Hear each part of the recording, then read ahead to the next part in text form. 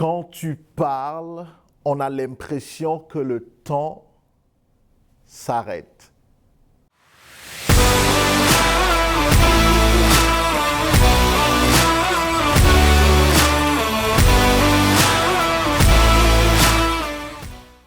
Salut à tous, je suis Brice Kamgang, expert en storytelling et coach en prise de parole en public. J'aide les femmes à libérer leur charisme et leur influence afin de développer leur leadership et de prendre toute leur place. Tout ceci grâce à ma mère.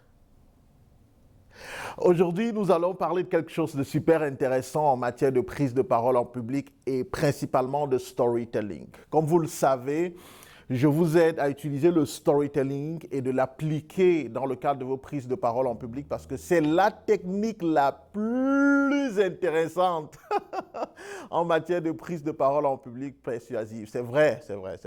Je prêche pour ma chapelle. Mais honnêtement, je pense que c'est un très bel outil. Et aujourd'hui, on va voir comment est-ce qu'on peut intégrer des silences stratégiques dans le cadre de vos prises de parole en public, dans le cadre d'un storytelling. Il y a quelque temps, j'avais publié une vidéo dans laquelle j'expliquais l'importance des silences stratégiques en matière de prise de parole en public et le rôle que ces derniers pouvaient jouer dans le cadre de votre influence, dans le cadre de votre discours, dans le cadre de votre prise de parole en public. Si vous voulez regarder cette vidéo, la voici, elle est disponible sur ma chaîne YouTube. Allez regarder et vous allez mieux comprendre l'importance des silences stratégiques. Aujourd'hui, je voudrais venir avec des exemples concrets pour vous montrer où vous pouvez placer des silences et les rendre stratégiques afin que cela produise l'effet que vous voulez, à savoir captiver l'attention, à savoir magnifier vos punchlines, à savoir aider les autres à intégrer le message que vous venez de leur donner.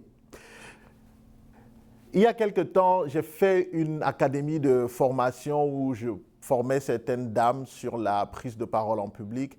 Et quand on a terminé l'académie, l'atelier de formation, j'ai reçu beaucoup de témoignages d'entre elles. Et parmi elles, il y a une dame qui a dit quelque chose qui m'a marqué. Elle a dit « Brice, quand tu parles, on a l'impression que le temps s'arrête. » Et ça m'a fait rigoler parce que c'est pas la première fois. Je me rappelle en 2016, dans le cadre d'un marketing de réseau où je donnais des conférences.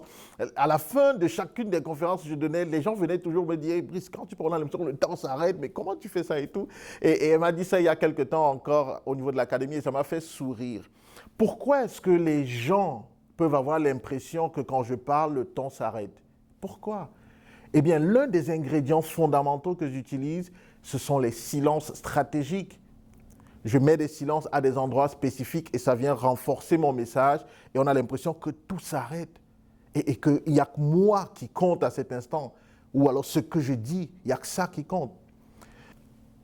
3 exemples concrets où vous pouvez mettre des silences stratégiques lorsque vous prenez la parole. Le premier endroit où je vous suggère de mettre des silences stratégiques au moment de prendre la parole en public, c'est juste avant de prononcer vos premiers mots. Lorsque l'opportunité vous est donnée de prendre la parole en public, lorsqu'on vous dit « Ok, c'est à vous, Madame Montez, Madame X, Madame Y, à vous de prendre la parole », vous montez sur scène ou vous avancez. Avant de prononcer vos premières paroles, faites un silence de 3 secondes environ. Pendant les 3 premières secondes, ne parlez pas et gardez le contact visuel sur les gens. Souriez si vous voulez. Et à cet instant spécifique, c'est un silence stratégique parce qu'il va captiver l'attention des personnes qui sont là. Il va captiver l'attention des gens qui vous écoutent. Si quelqu'un était distrait, la personne va s'arrêter et vous regarder. Donc, le premier endroit où vous pouvez mettre des silences stratégiques, c'est avant de prononcer vos premières paroles, vos premiers mots. Le deuxième endroit dans votre présentation où vous pouvez mettre des silences stratégiques, c'est lorsque vous posez des questions rhétoriques. C'est quand la dernière fois où vous avez fait quelque chose pour la première fois? Moi, la dernière fois où j'ai fait quelque chose pour la première fois, c'était de vous faire cette vidéo. Vous voyez, quand je vous ai posé cette question, j'ai marqué un temps d'arrêt. Donc, dans vos présentations, vous pouvez poser des questions rhétoriques et faire des silences après avoir posé la question pour permettre aux gens d'intégrer la question que vous avez posée et de s'impliquer dans ce que vous allez dire à travers des réponses probables que chacun va se poser pour répondre à cette question, qui est pourtant une question rhétorique, une question pour laquelle vous n'attendez pas de réponse spécifique. Ça, c'est le deuxième exemple.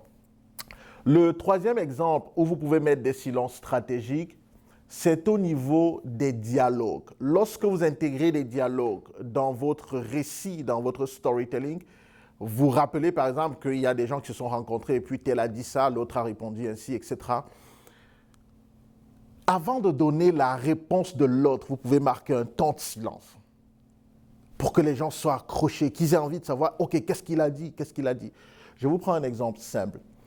Il y a quelque temps, je suis rentré à la maison précipitamment parce que j'avais oublié de prendre un outil spécifique dans le cadre de mon travail. Et donc, je suis rentré et puis ma femme me voit et elle me dit « Chérie, que se passe-t-il » Vous voyez, il y a un dialogue qui va s'engager là entre elle et moi. Et je dis, ma femme me regarde et me dit, je marque un temps de silence, « Chérie, que se passe-t-il » Elle me dit, vous qui avez écouté ça, ou vous qui écoutez ça, vous vous dites, elle lui a dit quoi? Que s'est-il passé? Et là, ça vous permet d'être impliqué dans mon discours, dans ma présentation et d'être engagé dans ce que j'ai à vous présenter. Donc, voilà les trois endroits où, de façon concrète et pratique, vous pouvez mettre des silences stratégiques, c'est-à-dire des silences de minimum 3 secondes, dont le but est non seulement de captiver l'attention des gens, mais aussi de magnifier ce que vous avez à dire, une punchline, une phrase forte que vous allez dire, ça permet de la mettre en avant, de la mettre en lumière. Premièrement, pour rappel, vous pouvez marquer des silences avant de prononcer vos premières paroles. Deuxième endroit où vous pouvez marquer des silences, c'est lorsque vous posez des questions rhétoriques. Troisième et dernier endroit où vous pouvez mettre des questions stratégiques, c'est dans le cadre des dialogues. Nous avons créé une formation spécifique pour les femmes leaders, pour les femmes visionnaires comme vous. Si c'est quelque chose qui vous intéresse, allez-y sur mon site internet bricekamgang.com et ça va me faire plaisir de vous amener encore plus loin et de vous aider, mesdames, à prendre toute votre place en étant charismatique, influente, ce qui va permettre de développer votre leadership. C'était Brice Kamgang, expert en storytelling et coach en prise de parole persuasive. Merci.